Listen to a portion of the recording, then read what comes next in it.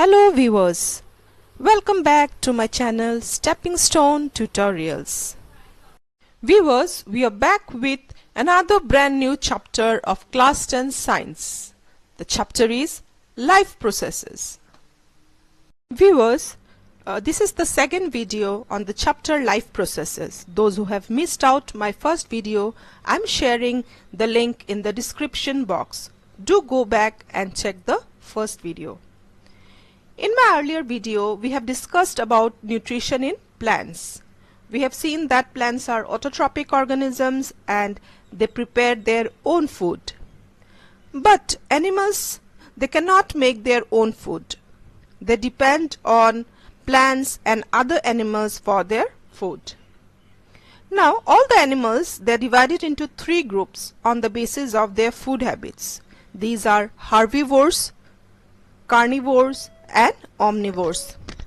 Animals which eat only plants, those animals are called herbivores, like cow, goat, etc. Carnivores are those animals which eat only other animals, while omnivores are those animals which eat both plants and animals. So we human beings are omnivores, right? Now we will discuss how nutrition takes place in unicellular animals. Amoeba is a unicellular animal. The process of obtaining food by amoeba is called phagocytosis, meaning cell feeding.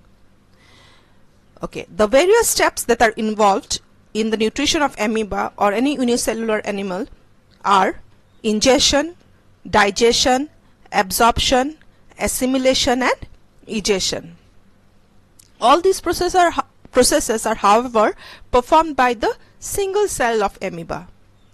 Now, the amoeba has no mouth or any fixed place for the ingestion of food. So, how do amoeba ingest the food? By the help of pseudopodia. You can see here pseudopodia. Pseudopodia are false feeds. So, when a food particle comes near amoeba, it ingests this food particle by forming temporary finger-like projections called pseudopodia. Now you can see in the figure that with when the amoeba finds a food, it forms pseudopodia, and with the help of this pseudopodia, it ingests the food, engulfs the food from the surrounding. Now, how the food is digested in the single cell? With the help of digestive enzymes. When the amoeba ingests the food, the enzymes from surrounding cytoplasm enters into the food vacuole and breaks down the food into small soluble molecules. Thus, digestion in amoeba takes place inside the food vacuole, due to which the food dissolves. Now, the digested food present in the food vacuole of amoeba is absorbed directly into the cytoplasm of amoeba cell by diffusion. It does not require any blood system to carry the digested food because it is a unicellular organism. The digested food just spreads out from the food vacuole into the whole cell of the amoeba. Okay. After absorption of the food vacuole will disappear. Now, a part of the food absorbed in amoeba is used to obtain energy, and the remaining part of the absorbed food is used to make the parts of amoeba cell, which leads to its growth and development. Again, amoeba has no fixed place like anus for removing the undigested part of the food. When a considerable amount of undigested food collects inside amoeba, then its cell membrane suddenly ruptures at any place and the undigested food is thrown out of the body of the amoeba. In the last diagram you can see how egestion is taking place, right? Now we will discuss nutrition in human beings. In human beings also, the various steps of digestion takes place. These steps are ingestion, digestion, absorption, assimilation, and egestion. Ingestion takes place through the mouth. We take in food through our mouth. Then digestion takes place in several steps. It begins in the mouth. In the mouth, the salivary gland releases an enzyme called salivary amylase, which helps in the digestion of carbohydrates. The partially digested food reaches the stomach, where further digestion takes place. And finally, the complete digestion of the food takes place in the small intestine. Now, after digestion, the molecules of the food becomes so small that they can pass through the walls of the small intestines and go into our blood. This is called absorption. The small intestine is the main region for the absorption of digested food. The blood carries the digested and dissolved food to all the parts of the body, where it becomes assimilated as part of the cells. This assimilated food is used by the body cells for obtaining energy as well as for growth and repair of the body. Now we know that a part of the food remains undigested in our body. This undigested food cannot be absorbed in the small intestine. So the undigested food passes from the small intestine into a wider tube called large intestine. And finally, this undigested food is passed out from our body through anus as feces or stool.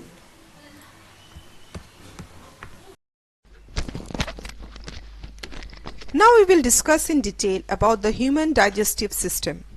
The various organs of the human digestive system are mouth, esophagus, stomach, small intestine, large intestine, anus and rectum.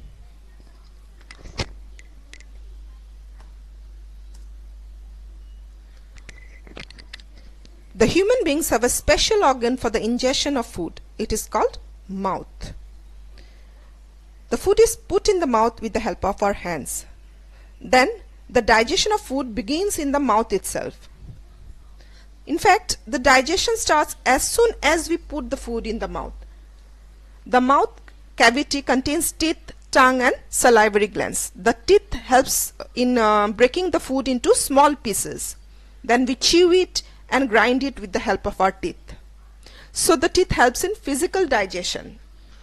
The salivary glands in our mouth produces saliva, which contains an enzyme called salivary amylase, which partially digests carbohydrates in food.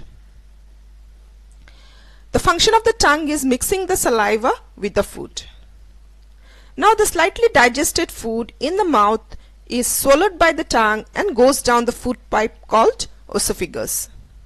The esophagus carries food to the stomach.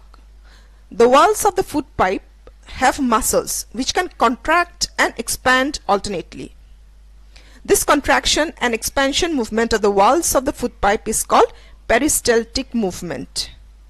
This movement pushes the slightly digested food into the stomach.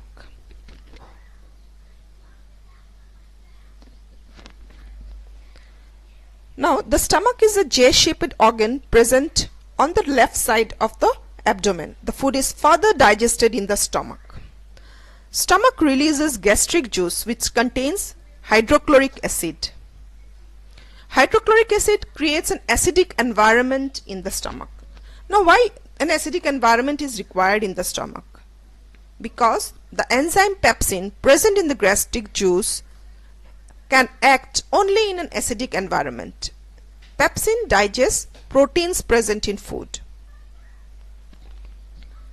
The mucus present in gastric juice protects the stomach wall from the effects of hydrochloric acid. From the stomach, the partially digested food enters the small intestine. The small intestine is the largest part of the alimentary canal.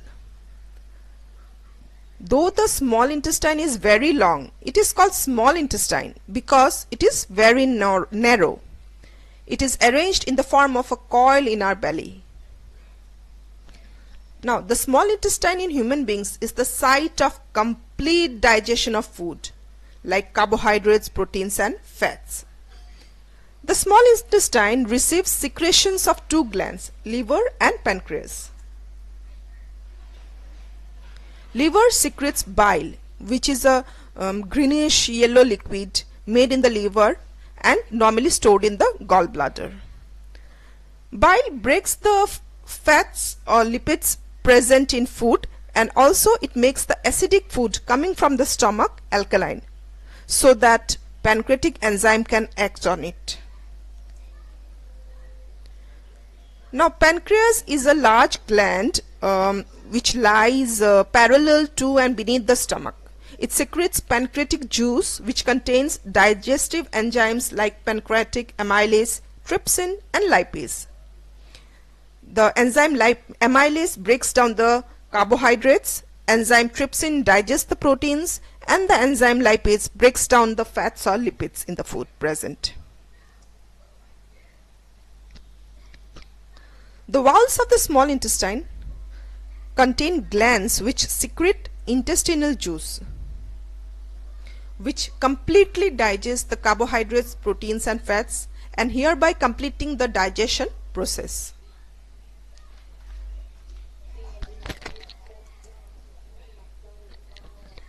The inner surface of small intestine has small projections called villi, which helps in absorption of the digested food. I have earlier discussed also, after digestion the blood carries this digested and dissolved food to all the parts of the body, where it becomes assimilated as part of the cells. But some portion of the food remains undigested, right? This undigested food cannot be absorbed in the small intestine. So this undigested food moves to the large intestine, and finally it is ejected through the anus. Now, you have already learned in your lower classes that food consists of macronutrients and micronutrients. The macronutrients present in food are carbohydrates, proteins, fats or lipids. A while ago we have discussed about the digestion process in our body, and we have seen the sites of digestion of carbohydrates, proteins, fats and lipids. Again we are going to have an overview of the site of digestion of the macronutrients, because you will get a number of small questions, objective type questions based on this. So carbohydrates. The digestion of carbohydrates begins in the mouth with the help of salivary amylase. Then pancreatic juice contains amylase, which helps in the further digestion of carbohydrates in the small intestine. And finally complete digestion of carbohydrates takes place in the small intestine with the help of intestinal juice. Next, proteins. Digestion of proteins takes place in the stomach with the help of pepsin enzyme. Then further digestion takes place in the small intestine with the help of pancreatic juice, trypsin, and finally complete digestion takes place in the small intestine with the help of intestinal juice.